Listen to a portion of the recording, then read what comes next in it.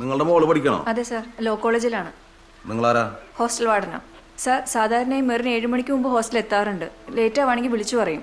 ഇന്ന് വിളിച്ചിട്ടുമില്ല, mobile switch ഓഫും ആണ്. ഈ കൊച്ചിന് വല്ല പ്രേമ ചിത്തികളിയാ അങ്ങനെ വല്ലതും ഉണ്ടാ? സാർ, ഇവരാ കുട്ടിയുടെ പാരൻസ് ആണ്. ഇവരിപ്പോഴേ പേടിച്ചിരിക്കുവാണ്. സാർ, ഇവർ മുമ്പിൽ വെച്ച് ഇങ്ങനെയൊക്കെ സംസാരിച്ച. എന്റെ പൊന്നു സിസ്റ്ററെ, ഇതെനിക്ക് കേട്ട് സൂചിക്കാൻ വേണ്ടി ചോദിച്ചതല്ല. കുട്ടി കണ്ടുപിടിക്കണ്ടേ? സാർ, കുട്ടിയുടെ മൊബൈൽ ടവർ ലൊക്കേഷൻ വെച്ച് കണ്ടുപിടിച്ചൂടെ? ആഹാ, അന്ന ഹോസ്റ്റലിൽ നിന്ന് കുറച്ച് പിള്ളേരും കൊണ്ട് പോയി അന്വേഷിക്ക്. ഞങ്ങൾക്ക് ഇവിടെ ഈച്ചനായിട്ട് ഇരിക്കില്ല.